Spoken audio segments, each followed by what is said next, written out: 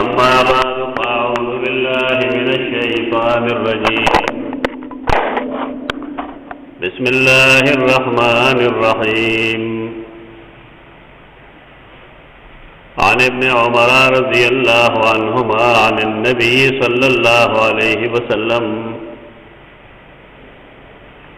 قال: إذا وضعتم موتاكم في القبر فقولوا بسم الله وعلى ملة رسول الله.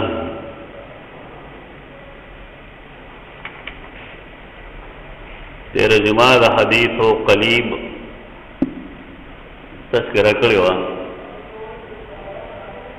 مراد دا حدیث نه داو چې دا الله رسول صلی الله علیه وسلم د قبرونو په خوا کې نصیحت حاصلو.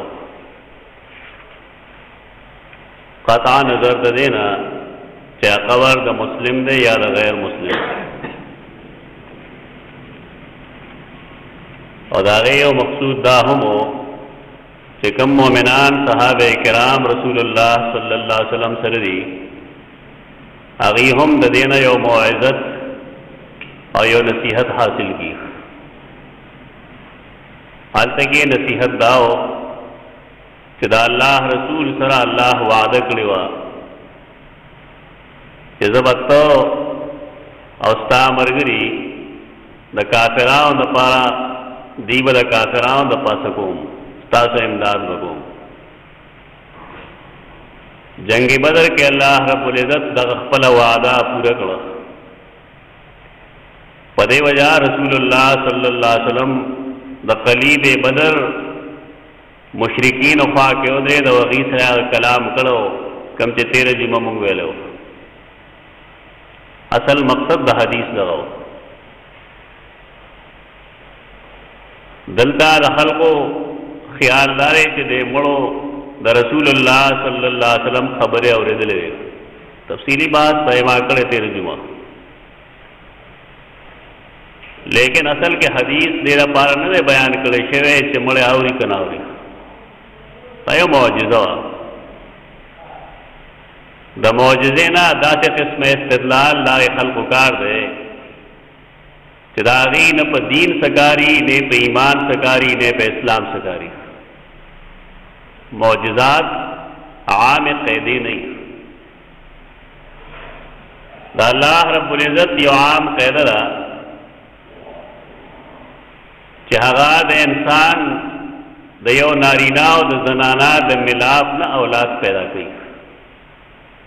دا الله یو عام طریقه ده. لیکن قرآن مجید نه دا معلومه ده چې الله یو دو بنی آدمان دو انسانان د دې طریقې نه مستثنا بلکې درې د دې طریقې نه مستثنا پیدا کړي. سیدنا آدم علیہ السلام، سیدہ حوا او سیدنا عیسیٰ ابن مریم.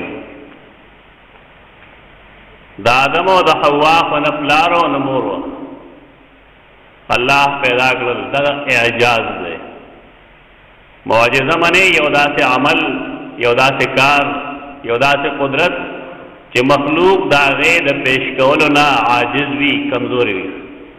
آواز لکم کرے تیز دے.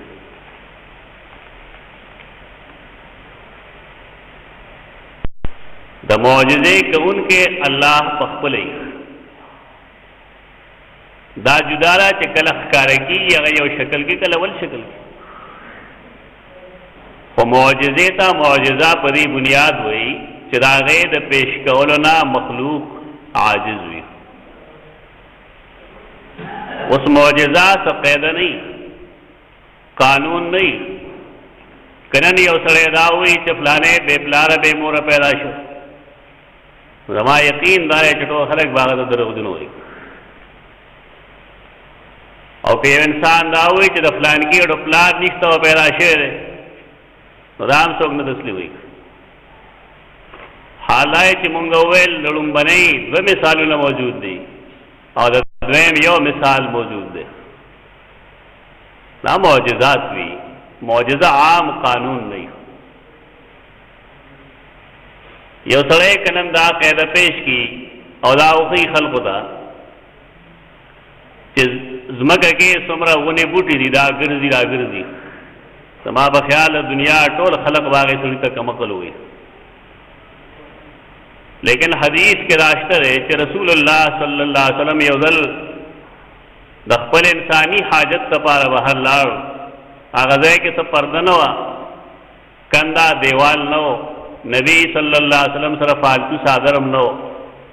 نو ملګري ته یې ویل هغه ځای کې دا دوه کجوري ولاړې دي دې ته ووایه چې تا رسول الله صلی الله علیه وسلم غواړي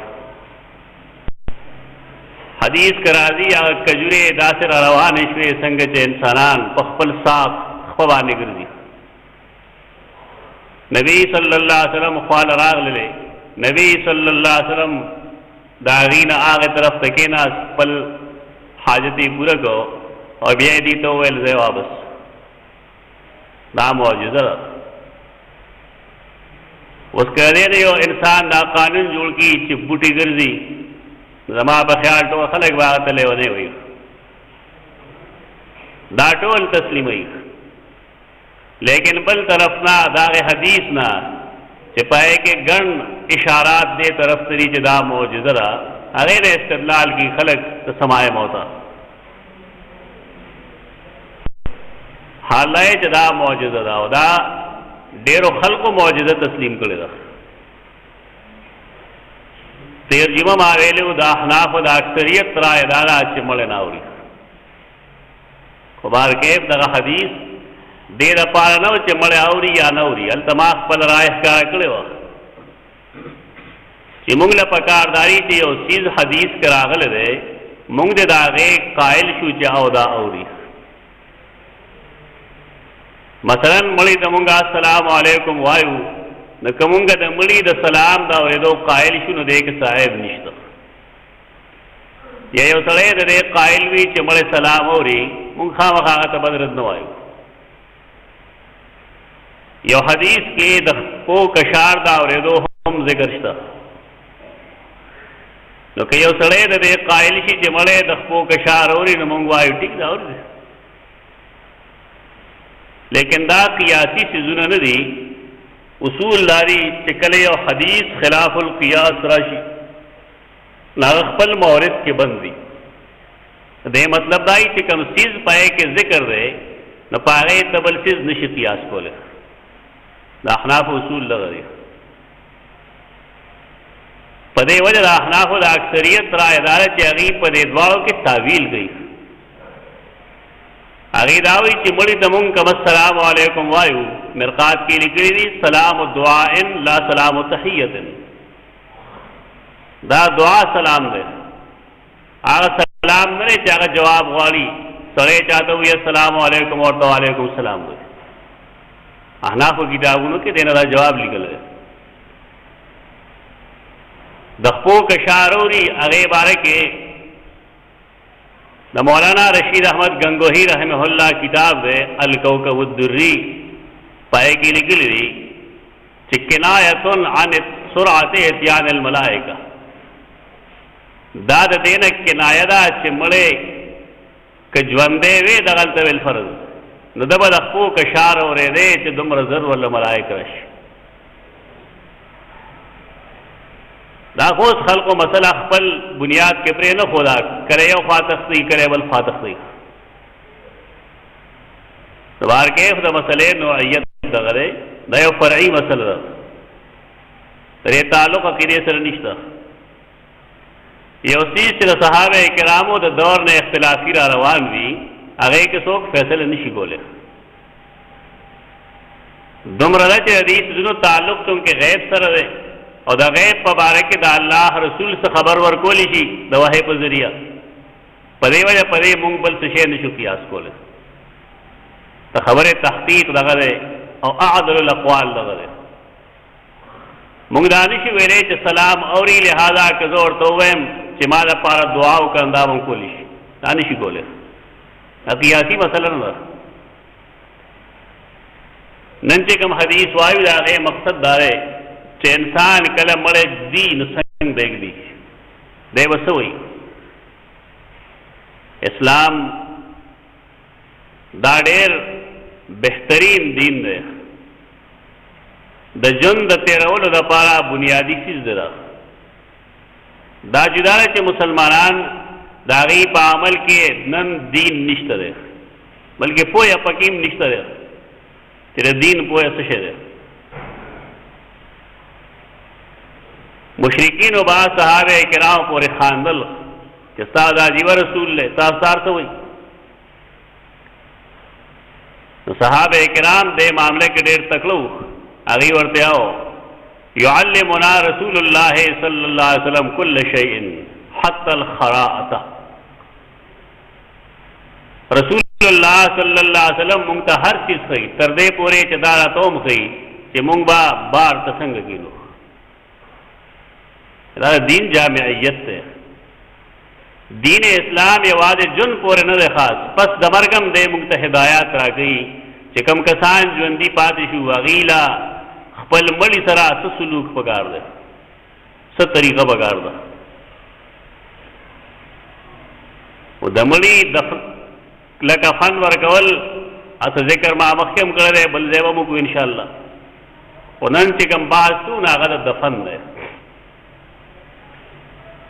مړي دفناول دا د ټولو آسماني مذهبونو د آسماني ادیانو وتیره ده، د دې خصوصیت ده. یعنی هیڅ آسماني دین داسې نشته دی چې پای کې د مړي د دفنولو حکم نه وي. اړومبنی انسان چا چې قتل کړو قابیل ګناه یې کړو. اول من سن القتل، اول هغه سړی چې هغه د قتل بنیاد یې خیر قابیل دی. هغه خپل رور حابیل قتل کړو او د هغې وجه قرآن مجید نه دا معلومه ده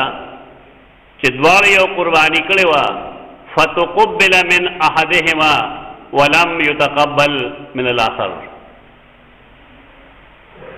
د یو نه الله قبوله کړه قرباني، د بلې قرباني قبوله نه کړه. نو هغه وویل لاقتلنک، زه به تا خامخا وژنم. قرآن دغه وجه ویل ده. خلق کیسه کوي دی په دې وجلو عجیبه مخلوق دی. په قرآن قسم خو خوري لیکن په دې نه پوهېږي چې دې کې زما لپاره څه هدایت شته که نشته. قرآن مجید خدا سبب نه دی ښودلی چې ښځه باندې جنګ و فلان دی فلان دی. دا اسرائیلي روایت دی. اسرائیلیات ټول دین برباد کړی دی موږ له. د خلقو کار برایي موږ چې خلقو ته قرآن وښوي نو هغوی فلانی مولوي صاحب داسې وایي. یعنې الله د ټولو نه کشر شي نعوذ بالله، او د مولوي صاحب قول چې کوم دی هغه د الله نه پورته دی. دا بې دیني ده، بې ایماني ده. الله د هغه د قتل وجه دغه نه ده ښودلی. هغه دا وه چې د هغه یو نه قبول شي او د بل نه نشه قبول. نو هغه ورته وویل لاقتلنک. هغه ورته یې ما ته څه وی ان الله یتقبل من المتقین. الله د متقیانو عمل قبلی، ته ځان کې تقوا پیدا کا، الله به ستا عمل هم قبول کړي. بار کې هغه ولګېد خپل رور یې قتل که بې ګناه. دا لومبنی انسان چې قتل کړی شوی دی دا د آدم علیه السلام صلبي زوی دی. صلبي منې هغه خپل زوی دی. آدم علیه السلام ژوندی دی، هغه چل نه ورځي د سره څه وکړو. فبعث الله غرابا یبحث فی الارض. الله رب العزت یو غراب چرته نه راولېږه. الله راولېږه څه مطلب؟ ناڅاپه راغی. کوم ځای کې چې الله ته نسبت وشي نو خلک عجیبه عجیبه کیسې کوي. دا عجیب ملائکو د غراب په شکل کې رال. تا ته چا وی؟ الله ویلي که رسول الله ویلي؟ یو څیز نه قرآن کې وي نه حدیث کې وي، خلک پای تفسیر شروع کړي. بس یو طرف نه راغی الله راولېږل. ټوله دنیا کې څه چې کېږي بحکم الهي کېږي. نو هغې دا نه دی ویلي قرآن مجید چې یو لګېد بلې قتل کړه. قرآن صرف دا وایي چې یبحث فی الارض. هغه ځمکه ګروله، هغې ګرول نه دی پوه شه چې دی دفنول غواړي. اوس خامخا په کې قصې ور داخلول بیا داسې قصې چې هغه اسرائیلي روایت دی دې ته شرح هیڅ ضرورت نشته بحث او تمحیص ویل شي یو ځای ګرول کھوج لګول پنځه یو ځای راخکل دې لپاره چې هغې ویښ ته ورسي دې ته وایي بحث خبر اترو تم بحث په دې وجه وایي چې انسان د یو بل دماغ معلوموي د یو بل دماغ راسپړي چې دی کې څه دي علم معلوموي د هغه یو سړی چې تپوس کوونکي ممتحني استاد یې هغه ته باحث وایي په دې وجه ورته وایي چې د خپل شاګرد یا د هغه چا چې د هغه نه امتحان اخلي د هغه علم معلوموي دا د فطرت یو اواز و هغه ځای نه د انسان د دفن بنیاد شروع شو بیا الله ټولو آسماني کتابونو کې دا مسله شته دی اوس بایبل کې هم دا موندی شي چې انسان مړ شي دی به خښولی شي په دې وجه یهودیان مسلمانان نصرانیان دا ټول خپل مړي خښوي بودان هم خښوي هغه خلق چې هغې آسماني دین نه تسلیموي نه هغې خپل مړي نه خښوي لکه چا یې خپل مړي نه خښوي دارنګې د هند هندوان چې کوم دی غیر مسلم هغې خپل مړي نه خښوي څوک یې سوځوي څوک یې چېرته جزیرې ته ولي څوک یې یو غر کې کړي چېرته لیکن اسلام او خصوصا هغه ادیان چې هغه آسماني دي هغې ټول د مړي د احترام حکم کړی دی احترام دا چې دی لامبولی شي دې دپاره چې دی د الله مخې ته تلونکی دی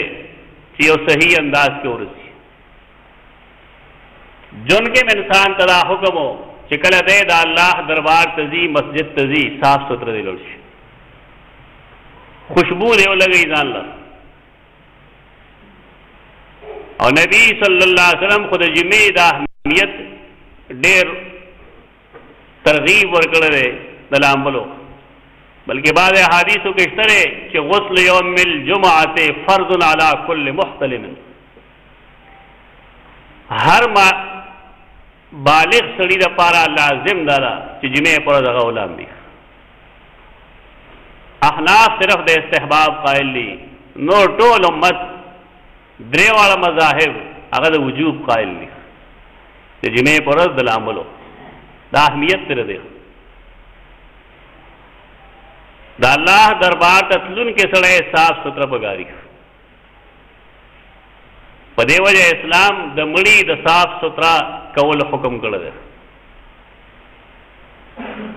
د هغه د لامبولو په وخت کې د پوره ستر خیال هم ساتلو دی او حدیث نم دا معلومه ده چې انسان کله مړی لامبوي نو پکار دی چې د هغه اعضای سجود باندې څه خوشبو لګوي اعضای سجود هغه اندامونو ته وایي چې هغه سجده کې لګي د خپو ګوتې دي بیا زنګنان دي دواړه تلي د لاسو د تندی دی او پو ده اعضای سجود دی دا رواج نه دی دا دین دی دین اسلام دی بیا کله چې انسان مړی تیار کړي نو باید چې دی په داسې انداز باندې اوسي چاہے کہ خبب نہیں رقول نہیں بغیر بعض احادیثو کې دا اشتر اشارتن چې مړي کې دومره شعور وي چې هغه خپل لامبون کې معلوموي پیژني من هوا د دې مطلب دا نه چې هغه نور څه کولی شي الله تعالی یو شعور ورکړی دا شعور ځمکه کې هم شته قرآن مجید دا فرمائی کہ اللہ مشرکین مڑکی ما بکت علیہم السماء والارض زمکا و اسمان مشرک پسے نہ جاری آیت کریمہ لاندے محدثین حدیث لگی چکلے یو مومن مرشی نظمکا باندے چکمزے اگر طاعتون کول عبادات کول اگر آگے نہ محروم شن اگر اللہ تجاری چی اللہ اگر نیک بندسش چی تمہارے سجدے لگولے کما دروازه باندې چې به روح ته د نیک عمل ته راغم جاری چې الله داغه فلانی هغه نیک عمل قرآن غي اوس زمکه اسمان کې الله دغه شعور چول دی زمون خلک چې مسلو پوری بیا ځان په قیاسونه کوي چې دې پیږي نو کنه له ما سره امداد هم کولی شي نو کنه زما دعا هم کولی شي دا خبر نه ده شعور الله زمکه کې مچول دی پویا لکه بعض احادیثو کې راشي د شعور خبره اگر چې دا غي اسناد به ضعیف وي یو سبل سو لیکن که څوک دا قائل شي ناغه ته خامخا کافر مشرک مو وایي بلام بون کی بارہ کی شعور دامشتہ حادث نبار کے چکل دے بوت لیشی دا اللہ دربار تا نبیا خلق اغوا نودری خواہ کی جنازہ شروع کی جنازہ کے طول اللہ نے یو سوال کی کہ اللہم اغفر لحینا و میتنا و شاہدنا و غائبنا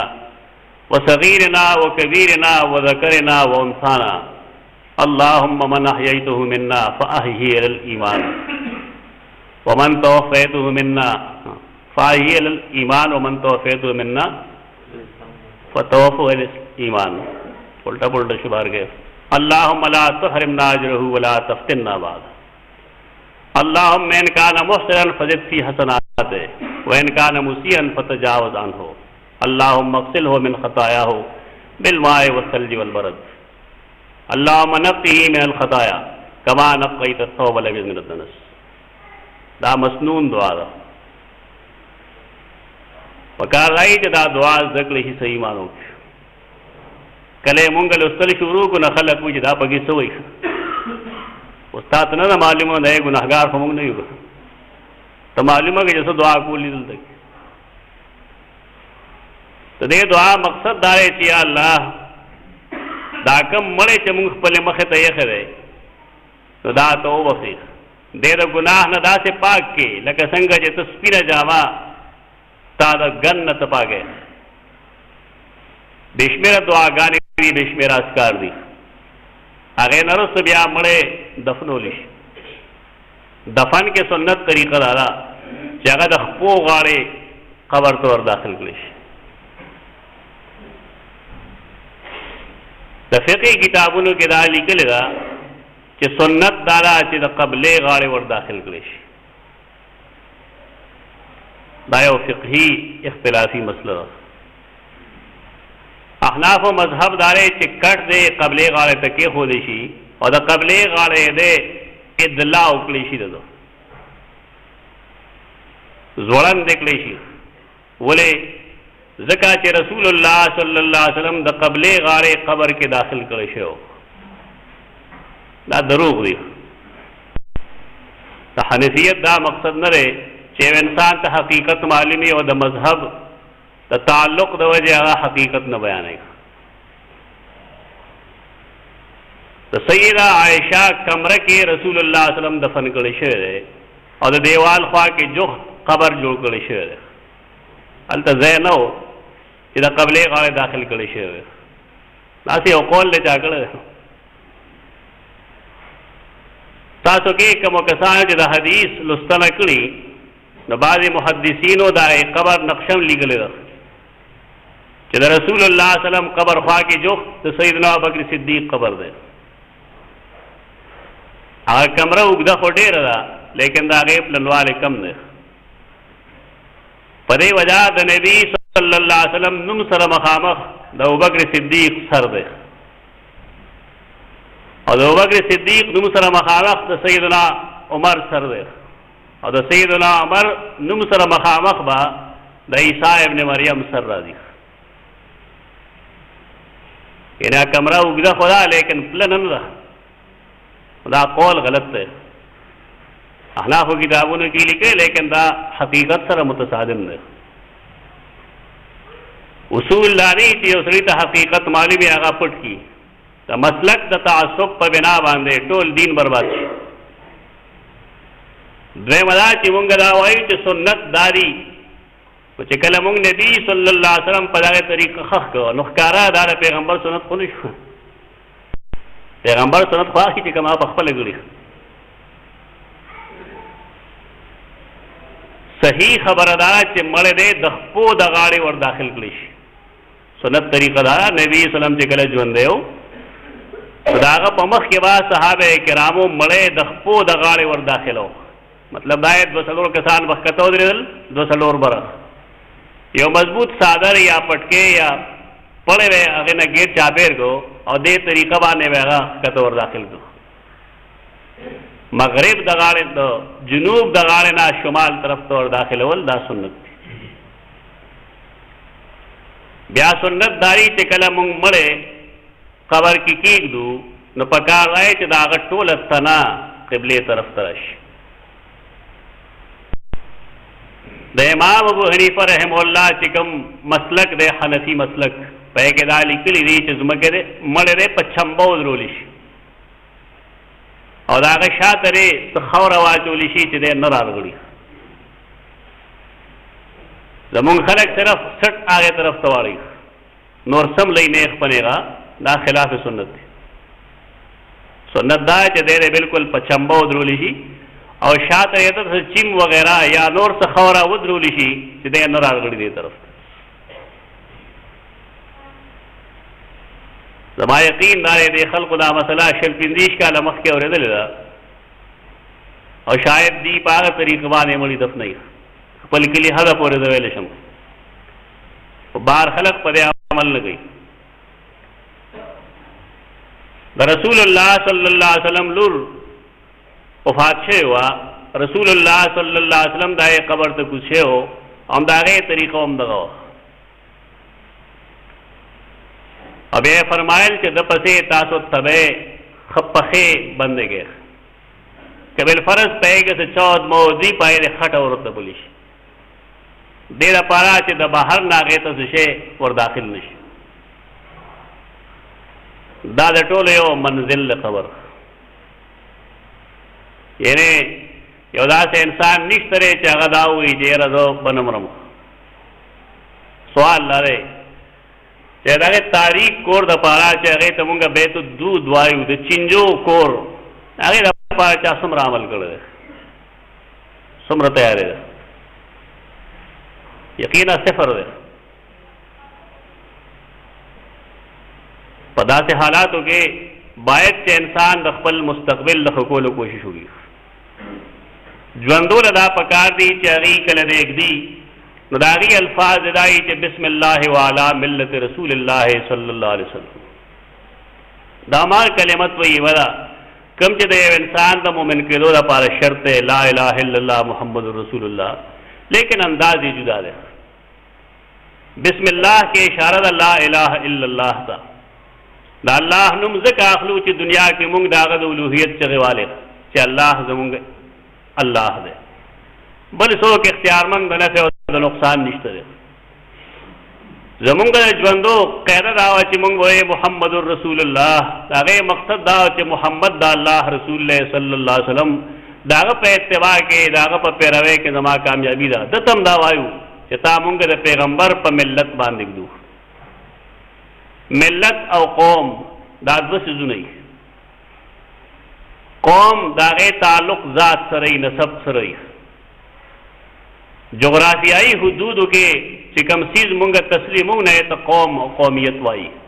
کله د تعلق جبه سره کله د ذات سره کله خاندان سره لیکن د ملت تعلق ذات او خاندان سره نه دا هم قوم دی لیکن د قوم یو مذهبي او دینی تقسیم ته ملت وایي دا فرق دی پکې د قوم تعلق هغه انصاب سره او تاسو سره جغرافیایی بنیاد باندې چې کوم شی جوړیږي هغه ته قوم وایي او د عقیدې په بنیاد چې کوم قوم جوړ شي هغه قوم ته بیا قوم نه وایي هغه ته ملت وایي قرآن مجید نه معلومه ده چې ملت ابیکم ابراهیم تاسو د ټولو ملت د ابراهیم دی چې تاسو پلارو ملت ابراهیمی توحیدو دغل تگی چې مړی مونږ ګدنو مونږ علی ملت رسول الله په دی وایو چې رسول الله صلی الله علیه وسلم د سیدنا ابراهیم نو سره بل څوک نه دی او د سیدنا ابراهیم ملت او د رسول الله صلی الله علیه وسلم ملت یو څه دی. دا د مړي د دفنولو شرعي طریقه ده. مړی چې کله دفن کړی شي نو اصول لري چې کومه خوره د قبر نه راوتې ده هم هغه خوره دې پې باندې واچولی شي. زمونږ خلک دا غلطي کوي چې دوی د بار نه شګې راوړي یا پې اچوي. دا نه دي پکار. فقها یې د مکروه وایي، دې ته ضرورت نشته دی. بس چې کومه خوره دفن وخت کې راوتې راوسته هغه پې ولګوئ. دومره چې یسنم القبر، قبر هغه د سنام په شان جوړ شي. سنام قوب ته وایي، یعنی قبر دې مربع نه وي، د سنام په شان تېرې وي، ډېره پا چې اوبه ته راغلي. پخوا زمانه کې خطره به وه ده چې څه ځناور یې تباه نه کړي. نو بعضې احادیثو کې بعضې آثارو کې دا شته دی چې د مړي د قبر د پاسه وی لګي اوبه ترم کې اغلي. ډېره پا چې دا خوره فوري ورشي او څه شی د کرستو کوشش ونه کړي. دغه شرعي قبر دی. دې نه سوا چې کوم قبر دی که پوخ کړی شوی دی هم ګناه دی، او که هغه د 2 لیشتو نه پورته دی نو هم ګناه دی.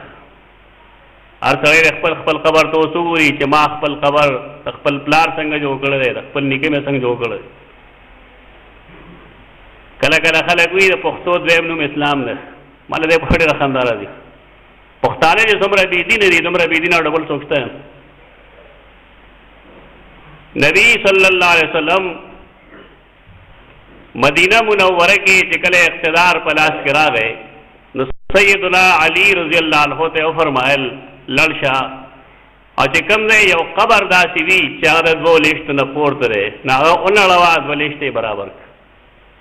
دا حکم دی د رسول الله صلی الله علیه وسلم.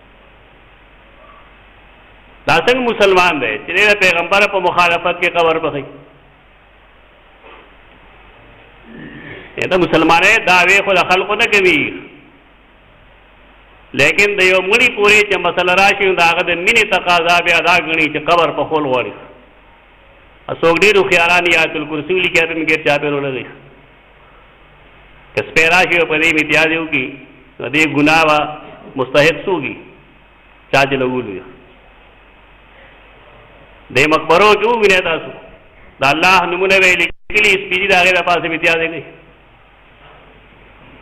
که دا کار د ډنمارک څوک وکړي نو دی وي دی کافر دی، که خپله یې کوي نو دی مسلمان دی. نه پوهېږو په دې باندې. خو دومره چې دا کار د ګورمنټ دی، یا یو سړی خپل قبر هغه پوخ کړی دی باید چې په خپله ونړوي. د حنفیت په دعوه باندې هم خلک نه ستړي کېږي. هر سړی وي زه حنفي یم، امام ابو حنیفه زما امام و. د هغې امام فتوه ته ته زه وښیم. والذین اتخذوا مسجدا ضرارا لاندې تفسیر روح المانی کې لیکلي ده چې تجب المبادرة الی هدمها. کم قبر چې هغه د 2 لیشتو نه پورته دی یا پوخ دی نو دا واجب ده چې هغه ونړولی شي. د امام ابو حنیفه مذهب دی. پته نه لګي چې د خلقو دعوې کوم ځای پورې رسېږي. الله رب العزت په مخ کې تشه دعوې کار نه کوي. هغه د انسان عمل ته م ګوري. انسان خو نه دی چې انسان ته دوکه کړي د هغه مخ کې یو څه ووایي وروسته بل څه کوي. د قول او فعل دا تضاد دی مسلمان نن ذلیل کړی دی. دا عزت نه دی د مړي. که دا عزت وی نو نن به د رسول الله صلی الله علیه وسلم قبر پوخ وی، صحابه کرام به پوخ کړی دی. لیکن د رسول الله صلی الله علیه وسلم قبر کچه دی. د سیدنا عمر قبر کچره، د سیدنا ابوبکر صدیق قبر کچره. جنت البقیع کې د سیدنا عثمان قبر دی. چا چې حج کړي او عمره کړي لیدلی به یي معلومېدی هم نشي بغیر. دا ټول کچري. فتنې نه ځان خبرول پکار دي. نیټ باندې یو 3 قبرونه راځي، په هغې شنه څادرونه واچولي. یو ته د پیغمبر قبر لیکلی، بل ته د عمر او بل ته د ابوبکر. دا دروغ دي. د هغې قبر نه پوخ شته او نه په هغې باندې څادر شته دی. په قبر غلاف غوړول، په قبر جنډه اچول دا حرام دي. صحابه کرامو د رسول الله صلی الله علیه وسلم قبر کچه ساتلو، په هغې نه غلاف او نه په هغې جنډه. نه پای باندې چا درب خېجولی نه پای باندې ګل نرګس پراتو دا کیسه یې د خلکو ساده شکل کې پرېدا کول فرض یو بوټه پر او خود هټیک دا کني تا ته شریعت اجازه نه ورکړي ته بګي خاص کې دا د مړي سره بنیادی سيزونه دي خبرول د دې پدې پکاري چې خلکو خیال نه چې دا ګنده جایز دي دا حرام کار دی الله او دا رسول چته دې اجازه نه ورکړي دمرا چې کته پوهیږي چې یو قبر داسې دی چې پای خلکو لار جوړ کړه لکه ځان کې دینی غیرت پیدا کړي زه ته دینی غیرت وایم دینی غیرت دا چې یو مسلمان د پاسه مگر دی مسلمانانو کې غیرت پګارو قوم دینی لحاظ سره بے غیرت شوی دی تیرا هفته کې سو غیرتی راغله زموږ جماعت میں انرجی سیورز پټ کړی دا 200 روپو بلبونه پټ کړی دا غیرتی دی سب غیرتی دی او ښکارا دا باندې کلی د بار باندې تاسو د انوانو منظر تلل شي هلته سپلای وباسئ د هغې څوکیدار نه لیکن هغې د هغې خپل منظر خیال ساتي چې دا زمونږ منظر دی زمونږ عبادتګار دی زما تعلقدار دی هغه ما ته وویل زه یو منظر ته تماشې راتلم څه کار مې کوو سپلای مې ځان سره وړي ما ته چې دا ستاسو جماعت خو نه دی کال پس راغی دا سپلی هم دلته پردي دا د بې غیرتۍ حد وي دا چې خلکو ته خیرې میرې مه کوئ الله ته اوس پاره اوس ټیک ده سبا له بیا راشه وکوئ ته ته وباسه موږ پکې انشاءالله لګو یو ظرف کې چې صحیح د هغه نه هغه تویږي یو سړی چې د هغه مزاج د غلاګری دی هغه پلار غل دی مور یې غله ده نو هغه غل نه هغه مزاج د هغه د غل دی پکار دی چې انسان جماعت کې څه شی ولګوي روړي والله خپل بچی قربان کی روړي والله تو دا دینی غیرت ځان کې پیدا کې چې د یو مقبره خلق بې عزتي کوي نو ورته وایي چې بھائی مه کوه مقبره کې به خلکو لار جوړه کړي هر سړی خبرې کوي زمانه که څوک تپوس وکړي زه هم مقبرې نه ګیر چاپېر داسې دیوال پکار دی چې انسان ورته داخلېدی نه شي ټول طرفونه دې دا بند دی یو ګیټ داسې پکار دی چې په هغې ژوندي صرف دې دپاره ځي چې مړی ور داخلي او بیا اعتبار روزي دا څه قوم دی څه طریقه دی کم مړی چې هغه غریب د هغه څوکي نه بالفرض څوک پہچانے نہیں تاسو د مقبرو دلل شي خلک په لوی بول او واړه بول کوي دا دینی غیرت ده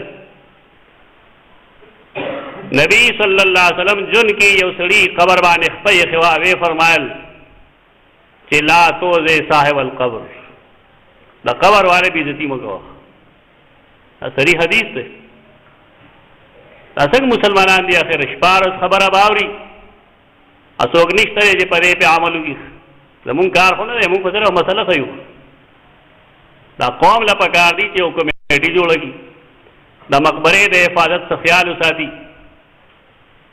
ایو سړی چې نن دی یو مړي بې عزتي کوي دی نه دي سبا مرګ له